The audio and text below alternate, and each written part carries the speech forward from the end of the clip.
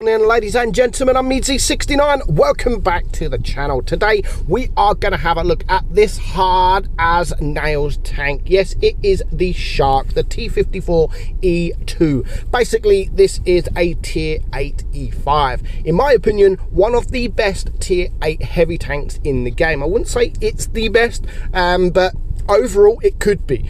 I prefer obviously some other tanks, like the Carnarvon Action X, but this tank is equally as good, and it's very, very strong. If you do play tier 8 tournaments, it is a fantastic tank for tier 8 tournaments, and it looks fantastic. I think the Shark camo looks brilliant.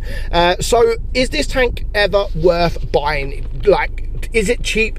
I mean, it usually comes for what, 8,000 gold, something like that, 10,000 gold. Yeah, do you know what? You're not going to get much better. You're not going to get much better than the Shark. So yeah, I do think if you do have a spare few gold when it does come for sale, it does come for sale quite often, I definitely think this tank is worth buying. So we're going to have a look at the stats, then we're going to go into some games and just to show you really how you can play this tank. So the armor profile, that it has 240 millimeters of turret armor, which is absolutely brilliant. There's not that many that much weak points on the turret. Of course, you have the hatch that can be penned, but overall I think the armor is fantastic. The hull even is good as well at 155. So not only has it got a strong turret, it does have a strong hull as well. I mean, you're not going to bounce everything on your hull. I mean, you're going to get some troll bounces, of course, but this tank is all about the turret. It's all about the turret. The DPM is 2,118. I do actually run this with calibrated shells. The reload is 8.78, and I run it with calibrated shells because you've got 231 pen on your AP, and you've got 273 on your APCR. So yeah, calibrated shells doesn't do much difference because it is of course APCR and not heat, but I still run it with the calibrated shells. You don't have to. In hindsight, it's probably not worth running it because you're only getting an extra 13 pen. So you could probably run it and you're getting an extra 159. So maybe run it with the gun rammer. It has enough pen, especially on its APCR. It does have enough pen to get through most things. You've got a 310 alpha on your AP, 260 on your APCR, and a nice 440 on your HE. The aim time is 3.5. The dispersion is 0.326, and you have a very nice 10 degrees of gun depression, and the speed is also nice at 40 kilometers in the going forward and 20 in reverse. So it is an all-round fantastic tank. It's a great tank all round. You could play it as a medium, you could play it as a heavy, you can go hull down. You could play this tank pretty much how you want to play this tank. So I'm just going to fast forward the first bit because it's quite boring.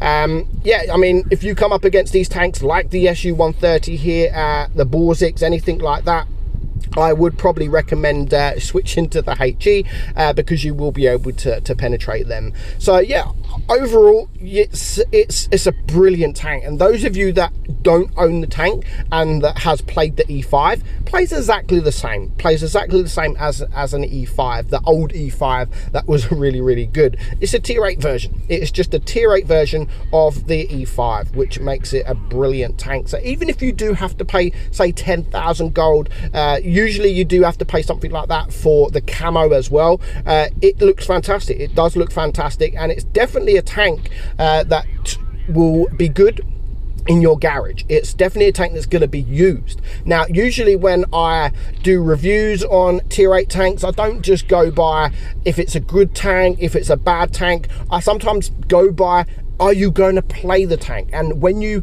are looking at premium tanks, there is honestly, yes, you might have a good tank, but are you going to play that? You got to remember, you're spending your money. You don't want to spend your money on tanks that you're not really going to play. Now, the Shark is a go-to tank. It is a go-to tank, you know. And that's the thing when you look at tier 8s. There are so many tier 8 tanks.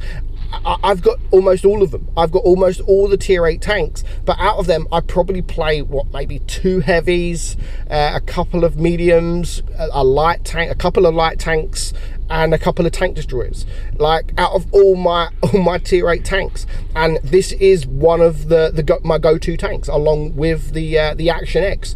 If I'm going to play tier 8 just for fun, then I would choose this or the Action X for heavies. And of course there are a couple of other tanks that you can choose as well for premium tanks wise, but yeah, it's definitely a fantastic tank that can do its job. It can hold its own against tier 9s. You can see here M1A3, yeah, we can pen it with AP at the lower plate, but we've got enough hit points. We don't really want to risk any more bounces, so we just switch to the APCR there to guarantee us the kill and the win. So and there, I mean, we got 3k damage, easy 3k damage there. And those of you that do like to play tier 8 tournaments, I mean, when I was in GNA, we used to play, like a few years ago, we used to play in tournaments, and we used to play in tier 8, like not because we're competitive or anything like that, because we just wanted to go and have a bit of fun. And those that wanted to learn tournaments, tier 8 is a good place to start to learn tournaments, learn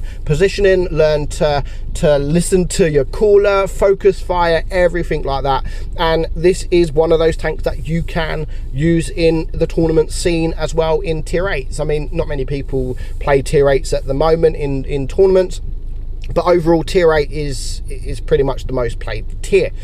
So we're going to have this game here from Fizzy. He's in a platoon with Amian at 85, driving the T49, and she doesn't usually like derp tanks, so I'm surprised to see her driving in a T49. She doesn't really like her derp tanks, but Fizzy here, he's gonna carry big time, and he's holding the line. And as I've said, like, if you're not gonna go with your mediums, poor Amunet there got wrecked. If you're not gonna go with your mediums, you need to hold the line. You have to hold the line. You have to get on a ridge and hold that, because if you do get on a ridge, you are going to bounce a lot. I mean, look at that there, 1,000 damage just blocked, and that was from a tier 9 tank as well. A Waffles just bounced his turret, nice and easy. And again, another tier 9 tank there bouncing on Fizzy as well. So already that's 1,400 block damage. Of course, if you are going to overextend, go up too far, your lower plate will be able to get penned. So you do have to try and hide that lower plate as much as you can.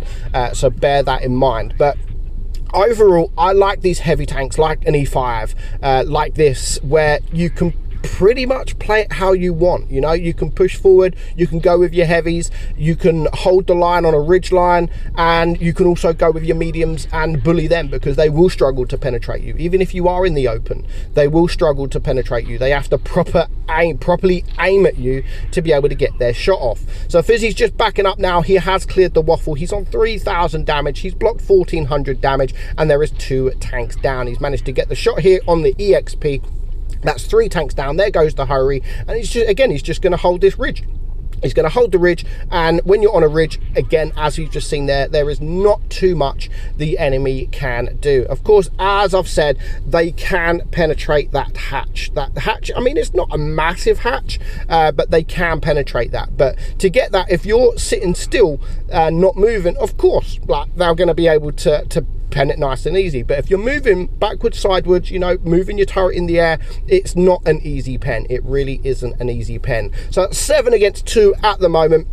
And now, of course, there's 2 tanks left, the Borzik and the Chimera up there. He's not going to go for the Chimera, he's going to go for the Borzik. He's going to get the HE. Look at him burn, 671 damage done to this this Borzik. But he does have to be careful, because he is also a one-shot to this guy. But at this point in the game, when it's a 6 versus 2, both tanks are now a one-shot. I don't think he cares too much if he dies. He's already on 1,800 block damage. He gets the kill there for his 3rd kill, and he ends the game with 5,100 damage. So that is the thing. That is what this tank is capable of doing. You can play, if you want to play with the mediums, by all means, go with your mediums. Go and support your mediums.